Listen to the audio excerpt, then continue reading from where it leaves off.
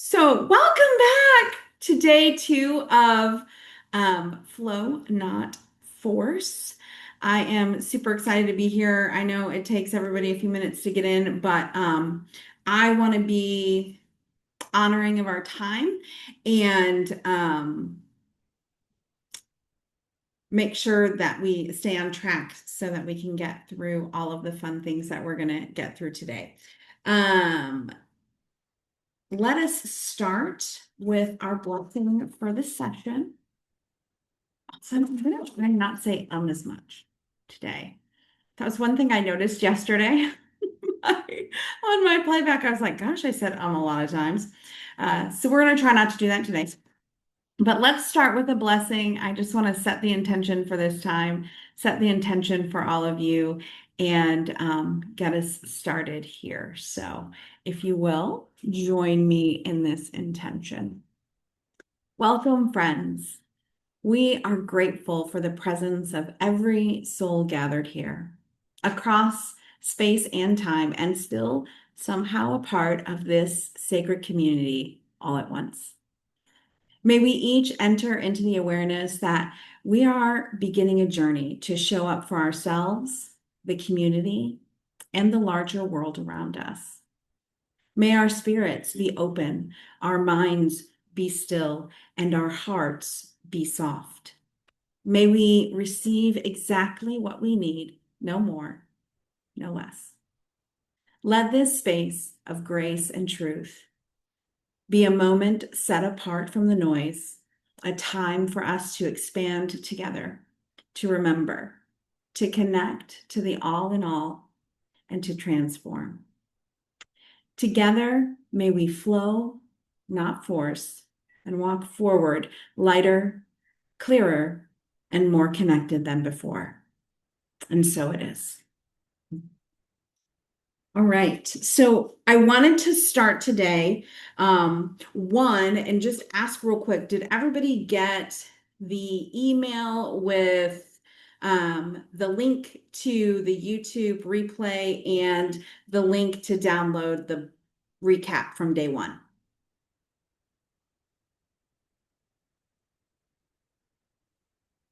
Yay! Hi, Cindy. Awesome, awesome, awesome. Okay, good. Um, If you haven't had a chance to check out the replay, do that on your own time. I know we have people today that weren't here yesterday, so by all means, please feel free to check that out at your leisure. And then the workbook, I think, is a pretty handy tool. So yesterday we focused a lot on force. We focused on what are the elements in our culture, in our society, in our individual lives that apply pressure, that make us want to go in a specific direction, that make us feel like we are not enough, that we need to work harder, that we haven't accomplished enough unless we've attained a certain level, unless we have certain things. We want to be aware of what is pressing on us so that we can stop that programming that leads us to addiction. It leads us to stress, overwhelm, anxiety, depression. It leads us to disconnection from not just our actual community, but from ourselves, from our connection to God, who is our source. So as we give in to external and sometimes even internal learned force, we start to see ourselves actually break down. You may be able to achieve, I definitely was always able to achieve in force to a point. But then I came up against a wall that I couldn't get over, I couldn't get around, and I couldn't get through until I learned how to reconnect. And that's what we're going to be talking about today. How do we reconnect to ourselves, to source, and to each other, so that we move in a flow that takes us to that life that we imagine and that we dream and that we want to become a reality. So I was thinking about this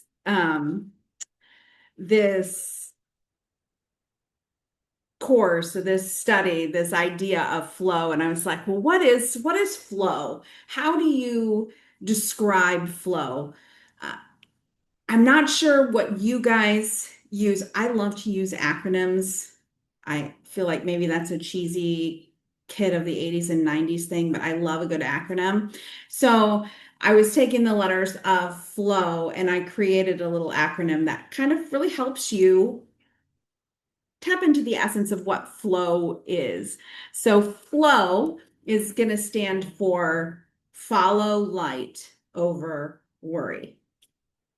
Follow light over worry. When we follow the light over our worry, over the forces that are pressing up against us, then we can see a path that's maybe different, that has less stress, that has less expectation for performance, and more space for just our being, more space for us to breathe, more space for us to dream. I've been in the real estate industry for 26 years, and this is a heavy sales industry. We're always trying to lead generate. We're always trying to find more customers. As soon as you have a closing, because it's a commission only job, if I'm not selling a house, then I don't have a paycheck. So I have a friend who's also a realtor, and she's like, I'm unemployed after every closing. I'm like, gosh, that's a really stressful way to live.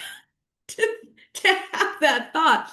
I realize it's motivating for some people, maybe one of those learned forces that we put up with. But for me to think, oh my gosh, I'm unemployed, but it's heavy lead generation. So we're always like, well, we should make more phone calls. We should do more of this. We should do more. And when I was operating in that way, which is kind of a standard for my industry, when I try to operate like that, it caused anxiety, it caused stress, it caused actually a decrease in business, not an increase, because the more I was trying to do myself, the more that I was trying to go, make more phone calls, send out more emails, do more of everything, the more my energy became desperate, needy, unbalanced, the worse I was to my family, my friends. And at the end of the day, the worse I was to myself. So finding this place now where I can follow light over worry. I don't have to worry that a closing comes and goes, because if I'm following light and I'm taking my inspired action, I know that the next is coming, that the next is here, that everything is already laid out and provided for. I'm following the light over the worry. I'm in a coaching program right now and a training program right now called The Modern Mentor. And this is a program where we're learning how to kind of reprogram our brains. And most of us have been in personal growth and development work for a long time. I've been doing personal growth and development work, I don't know, it feels like forever, but super intense the last few years of my life where I've really taken deep dives. One of the things that we talk about a lot in our program is this idea of the dominant feeling that we carry through a day and how much impact that has on us. So I want to take just a minute right now and ask you guys to throw in the chat, or if you want to share, you can unmute yourself and share. But what would you characterize as that dominant or driving feeling that is in your thoughts and in your actions on the daily basis? What is that one thing that you're constantly thinking? Is it, I'm not enough? Is it, I am enough? Is it, I don't have the clients, the money, the car, the house, the life that I want, the relationships that I want? Or is it, I have all that I dream and desire? I'm uncovering all that I dream and I desire. Yeah, I want to grow. I want to succeed. What if we even reframe that to say, I am growing? And what if we reframed that I don't do enough into I do enough? What I do contributes to the world around me, and I am handsomely compensated for my contributions. I'm rewarded for all that I do, rather than being in a dominant thought of, I don't do enough. Because look, God, spirit, source, whatever it is that you're connecting to is listening and wants to give you everything that you want, wants to give you the flow that you want. But our flow sometimes can look a lot more like that force, right? If we're stuck in a place that says, I don't do enough, I don't have enough, then is God saying, yes, more don't do, more don't have, more you're not? Whereas if I can live into and say, my contributions are rewarded, more reward. What I have to give, what I was created to do is valuable and changing the world. I'm building value. I'm changing the world. And the more my dominant thought becomes that program track where I am doing enough, I am excited about what is here right now. Right now, this is my first live ever, right? This is my first live launch I have ever done. I've done real estate trainings, I've done all kinds of stuff, I've done coaching, I've done all the things, but never on this scale, never in this way. This is a whole new thing for me. And I could be like, oh my gosh, look, yesterday we had a whole password issue. People weren't able to get into the room.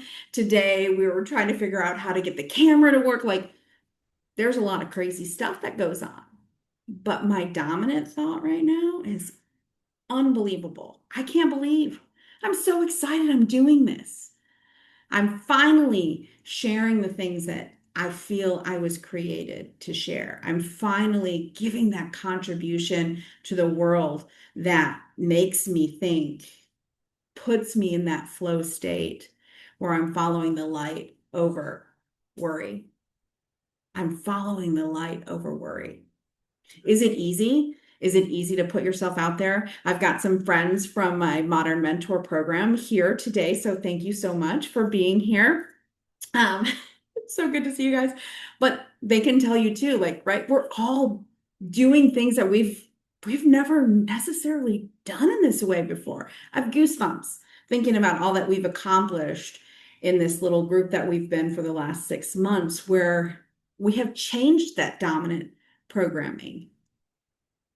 Yeah, Marty, you are valuable. You want to talk about value? You've got so much to give to the world. It's not that you, and God knows you don't ever stop. It's not that you don't do enough.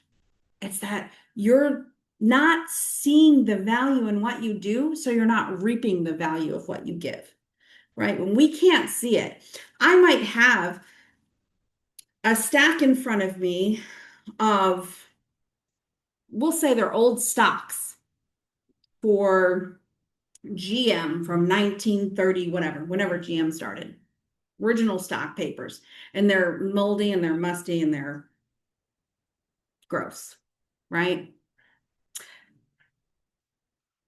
If I look at those, they might be worth $5 million. But if I don't see the value in it and I throw it in the trash, what did I do? I just wasted something precious in front of me because I couldn't see the value in it.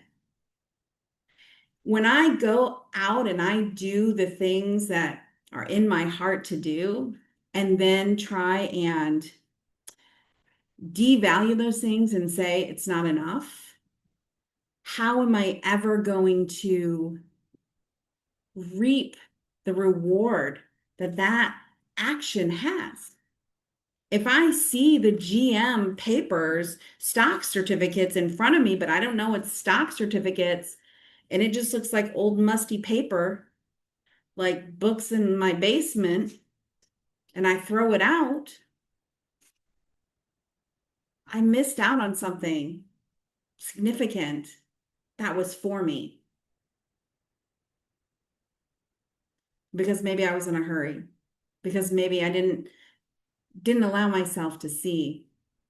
But if I can see going live, doing a launch, putting myself out there, asking people to register for a class that I'm teaching, and then I show up,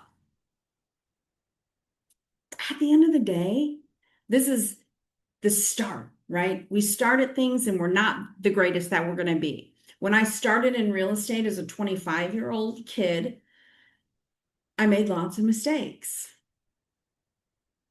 It took some time to get really good at what I did. But you know what? I never would have gotten really good at real estate if I didn't ever start at 25.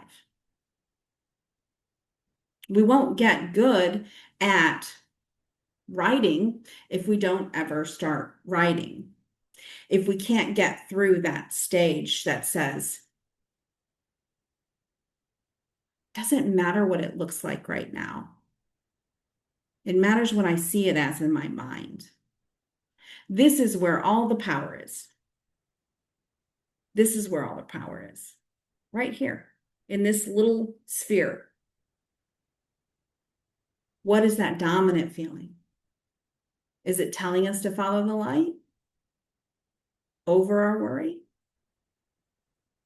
Is it telling us to move through, to see what's in the picture of our mind, our imagination, what it is that we dream about, what it is that we visualize, what it is that we know is coming, and not the moldy certificate in front of us? How many of you guys feel like you undervalue your contribution to the world? Put it in the chat or be brave and talk.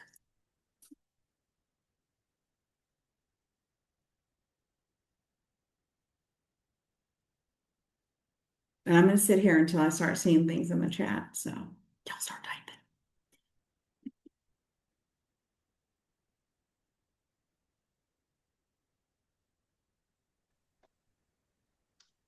Yeah. I could say something here.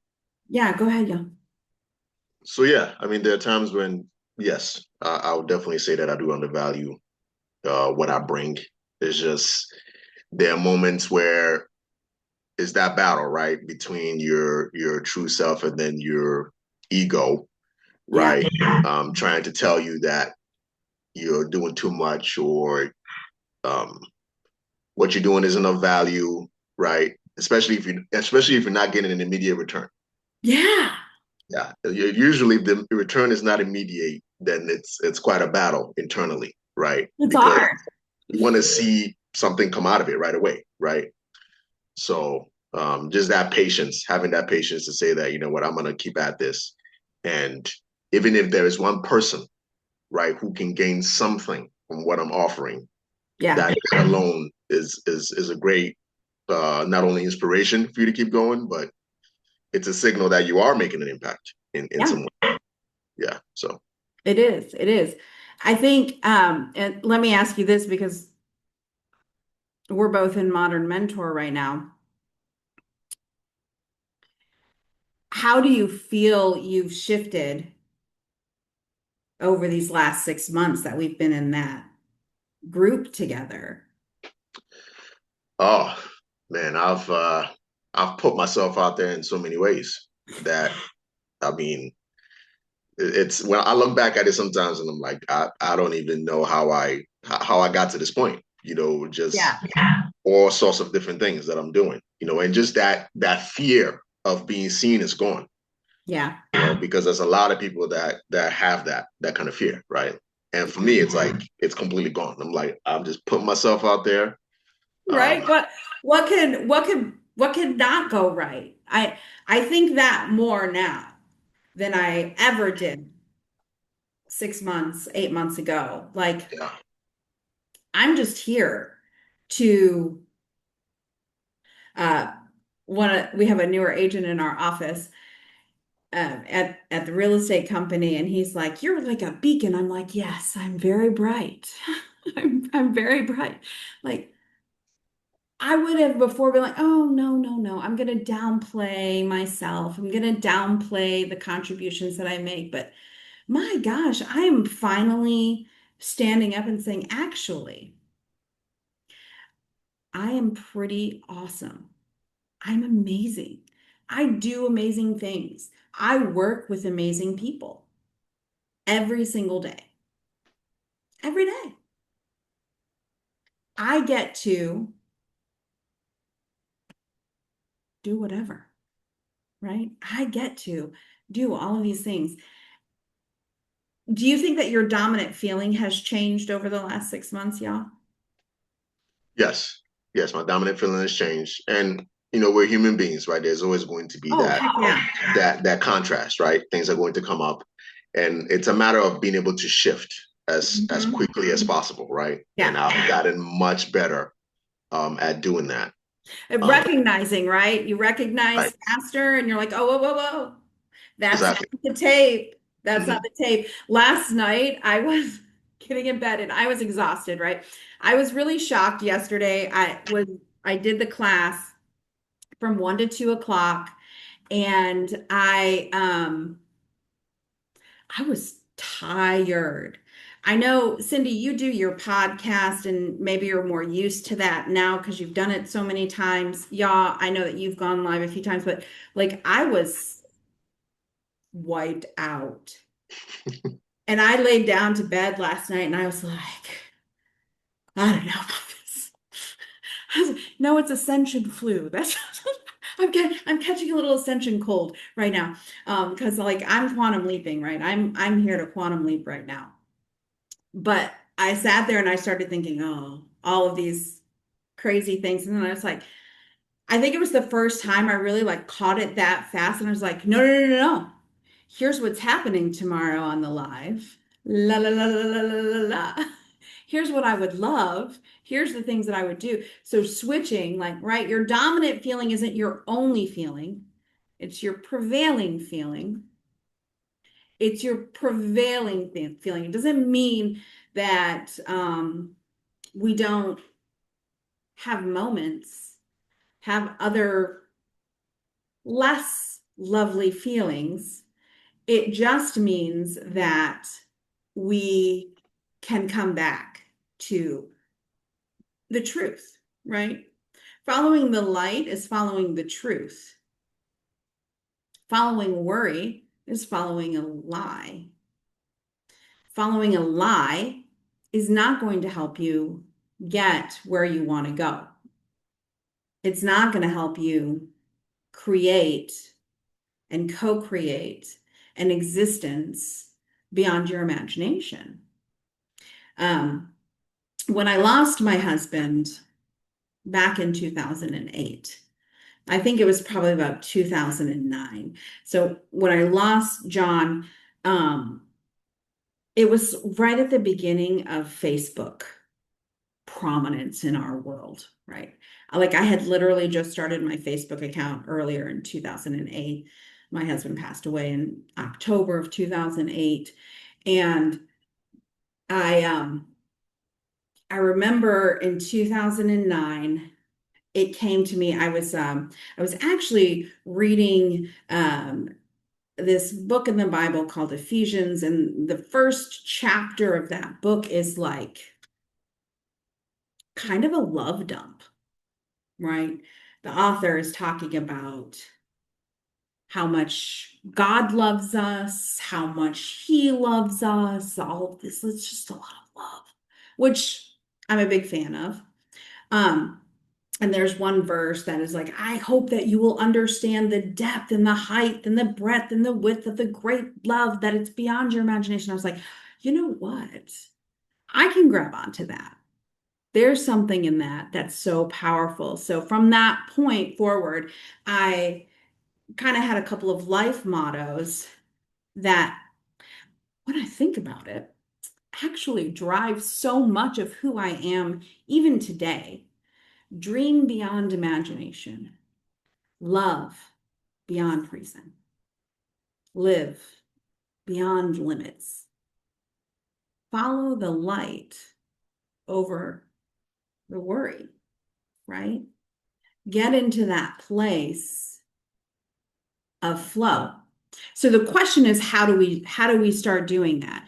And if there's one thing that I've learned over the last year and a half, because I've spent a lot of time making this very complicated for myself, um, is that this is real simple. It is so simple that we miss it. It's so easy that we overcomplicate it, overthink it, overanalyze it. One of the things I like about our coach and modern mentor, Kathleen Cameron, is that it's just so easy. She's like, oh, you can change your beliefs in an instant. I can change my belief in an instant. She said a quote the other day, and I can't remember who it's from, but it was from somebody else. I'm not obligated to be who I was 5 minutes ago. I'm not obligated to be who I was 5 minutes ago. Hallelujah. Right? That means I'm not bound to what is in front of me unless that's what I want to keep being. Right? Yesterday we talked about who we are today is because of what we were thinking yesterday. Right? Our thoughts yesterday create today. We don't, oh, thank you, y'all. Alan Watts. Um, Yeah, you're not under any obligation to be who you were 5 minutes ago, says Alan Watts. Great. I can absolutely take that and be like, yes, you know what? I say things, I do things that aren't following light. Well, guess what? I can stop and start following the light. When I started, when I started this path, it may have been I've got to stop and remind myself 50 times a day. And then I keep trying and trying. I'm more aware. And then it's 20. And then it's 10. And then it's 5. And then it's just natural. It's not that we ever completely get rid of the lie. We can't get rid of our culture. We can't get rid of the media. You can avoid it as much as you want. It's still, if you're leaving your house anyway, gonna find you in some way. So how do we start building tools that can help us start recognizing when the lies come, get us to stop that and move forward into following the light again? Because that's the ticket. That's the winning proposition right there. It's not that you are perfect and nothing bad ever happens in your life, because we're here. It's a pretty flawed rock that we live on. It's the person that can recognize and follow the light. Anyway, so I want to talk about that. For me, there are a few things that are extremely important so that I can connect first with Source, with God, the God of your understanding, the God of my understanding. And then once I have that connection, I can connect to myself. And then I can connect to my world, right? So, how do you build that connection? For me, I love prayer and meditation. It is a huge thing for me. And I would say for probably the last 4 or 5 months, I've been super into Sanskrit mantras because they're super easy to grab onto for me, and I can play them in my head, right? I particularly love to listen to Deepak Chopra. He can give me a mantra anytime, and it just is powerful for me. But what kinds of things do you guys do to help you connect to yourself and to source, universe, God, whatever the God of your understanding is? Put it in the chat or be brave and talk.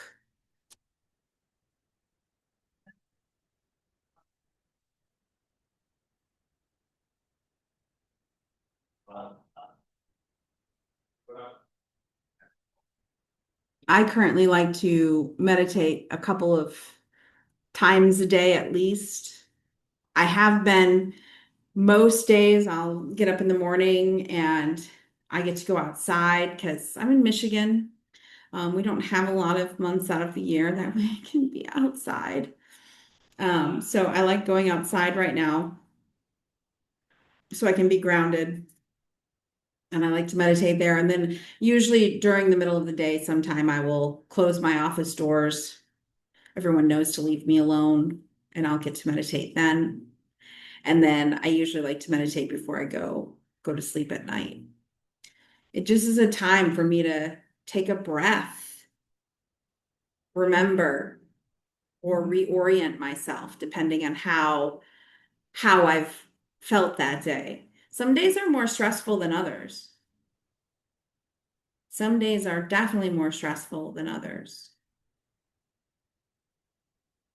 Can I also ask too, while you guys are thinking about how you like to connect to yourself, how you like to connect to God? Oh, I lost my thought. When you're thinking about what are some words that you use? What are some techniques that you use?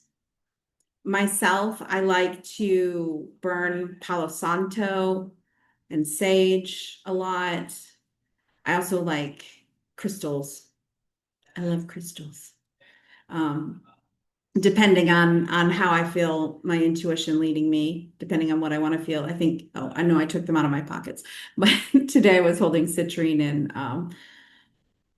and tourmaline just for clarity and grounding. I have a really good friend who is a shaman, and he likes to tell me that sometimes I spend a little too much time in spirit. I have a hard time being grounded on the earth. Um, so it's a really beautiful thing for us to go through this exercise where I really tried to ground. And I think my idea at the time was that there wasn't a lot of power in the earth, that there wasn't a lot of value in what's here, that all the value was in the spirit, in not earth. And what I found was this beautiful rhythm and energy that I could really tap into. So I really do love being grounded here where we live. We are spiritual beings having a human experience, And we need to have that experience.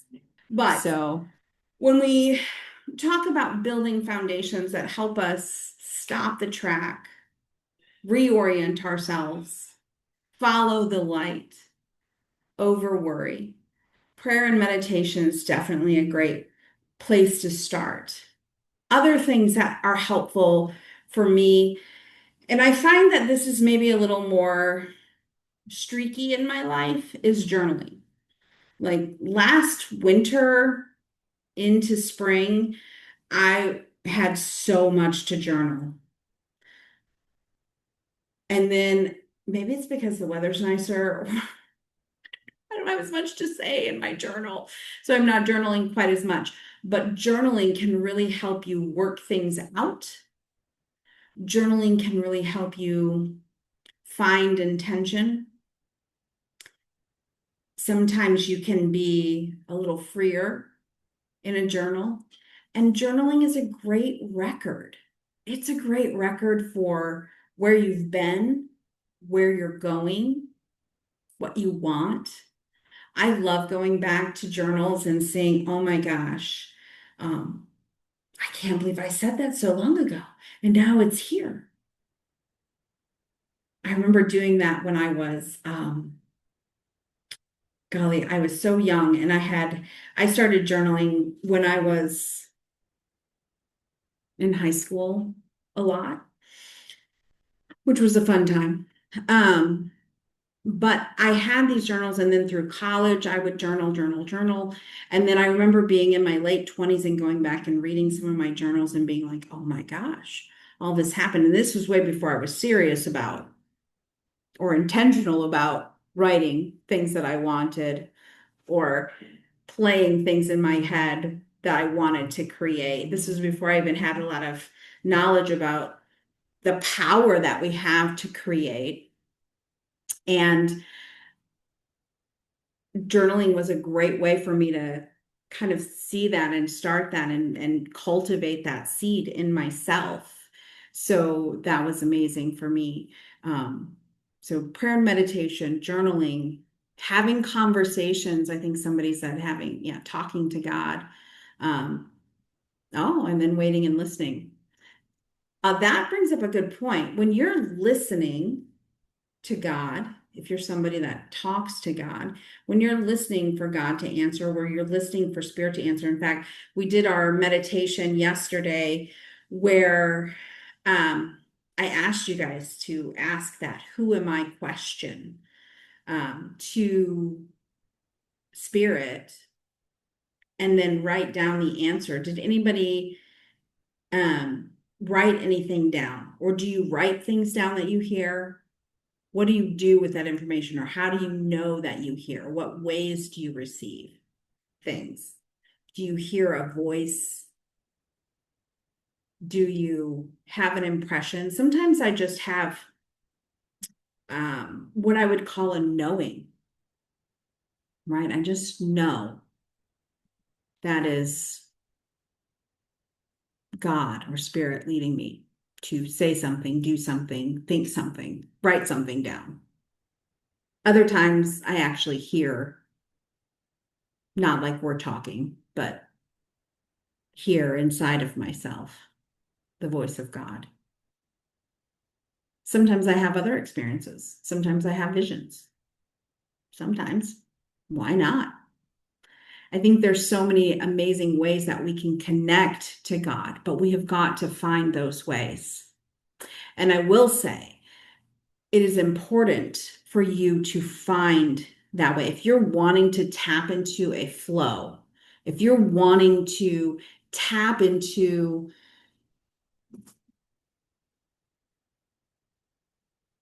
a different way, a way that is not the world pressing in on you, trying to tell you how much you need to do, how many hours you need to work in a week, what's glorified, what is expected, what is demanded. A lot of times, you have got to find some way to connect to God. And it's not always comfortable. I have friends who are like, I can't meditate. I can't sit still that long. My husband cannot meditate. But you put the man out on a golf course and he can connect because his body's in motion. Me, I'm out on a golf course. I am not connected to God. That is not any God I want anyway. I'm not very good at golf, but, but he is, and he can connect to God out there. Whereas that's not necessarily my thing. But some people like to go for a walk, nature, connect to God, 100%. But you've got to find a way, and you've got to keep trying. You've got to keep trying things that are comfortable for you once or uncomfortable for you once can become comfortable if you work into them, if you press into them, if you keep trying. I'd like to say that golf was that way, but I've been playing for 12 years and I don't think I'm any better now than I was then. But meditation, I can do that. I used to not be able to do it very long. Now I think I could go as long as I wanted because I love being in that space. I love the way that connection feels to myself and to God. Find that place. Find that place of your connection. And then allow that place to change. We are beings that are created with free will. We all get to choose our experience, choose your own adventure. That's what we're here to do, is to choose our own adventure. So you've got to allow God to change you, and you've got to allow yourself to change in order to have and follow the light. You've got to allow it to happen. Got to connect. You've got to allow. And then if you want it to become real, true, actual, you've got to act. You've got to embody it. You've got to move on that knowledge. If I just sit and meditate all day and don't ever get up and do anything, exert my influence in the world, it's not going to get me anywhere. It's not going to get me anything. I'm not making a contribution at that point, right? I'm not making a contribution. So we want to connect. We want to allow. And then we want to act to get into our flow. Then I can recognize the light and I can follow it. If I'm not connected, if I'm not allowing, if I'm not acting, what's what I hear in my head?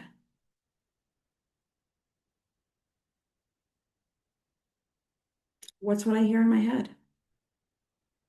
What's the track that I'm listening to? The one at the beginning of our session where you didn't do enough. I'm not good enough. I'm not giving enough. I'm not working hard enough. But you'll find there's only so many hours in a day that you can work. What do you do then? We have a culture that actually makes it so that some people working 2 or 3 jobs don't make enough to pay rent. There's only so many hours you can work. What do you do in that situation? You've got to start thinking differently. If you're wanting to get through to that next level, if you're wanting to break through to what is next for you, if you want to discover who you are really, like layer upon layer upon layer, if you're wanting to discover that, peel those layers off by connecting and allowing yourself to change and see how quickly your external world changes. See how quickly your internal world changes. And it doesn't matter what age you're at, in your 20s or in your 70s. in the south, in the north, in the east, in the west. None of that matters. What matters is how you're connected and what you see, and then how you're acting. My contribution is rewarded handsomely. I also like to say I'm in the center of my financial abundance. I am. I'm in the center of my financial abundance. I'm super excited to see what's next. As we come to the end of this Flow Not Force live event, I want to let you guys know how you can work with me in the future. We've got a couple of different ways, and I'm with my email tonight with the replay. I'm going to send you a link so you can get connected. We have an ebook that's coming out called Flow Not Force. It'll be an ebook and a journal that'll go more in depth into the teachings that we've done these last 2 days. And then we also have a new course that is starting called The Empowered Path. The Empowered Path is an intense program that you can kind of mix and match, make it work however you need it to work for you. Get as immersed or as you want in our energy, in what's happening in this community. It will have 3 modules. The full course will be 3 modules. You'll have a module on mindset and identity. They'll have a module on unlocking your divine imagination and creating an inspired action plan. And then you'll have a module on building a business that thrives and succeeds. It's 3 modules. You can do that on your own with video teachings and a workbook. You can also do it with group coaching. That'll be a weekly group call. Or you can do it with group coaching and a one-on-one consult, either bi-weekly or weekly. So we'll be sending that out on a little bit later this afternoon. You also get your day 2 recap workbook for our time here and the replay link. So does anybody have any questions about Flow Not Force? Or does anybody have any takeaways or aha moments or anything that they would like to share? You can put it in the chat or you can be brave and talk.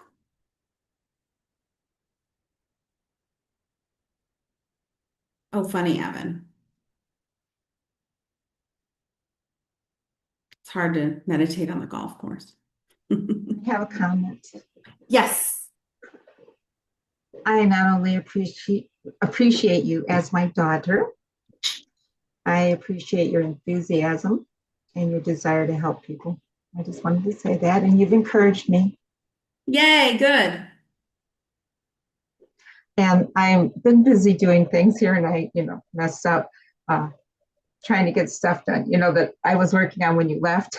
Yeah. So I didn't fix my hair or put any makeup on. I forgot.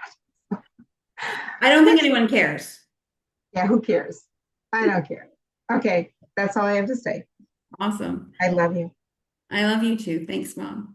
It's always nice to have your mom in your corner, right? And she is quite an amazing mom, I do have to say. We go on lots of crazy adventures together. Okay. Well, I appreciate you guys being here. I look forward to all of us connecting in the future. We are going to be doing live events every month. So make sure that you stay tuned and stay connected. And we will see you guys around the interwebs. All right. Thank you.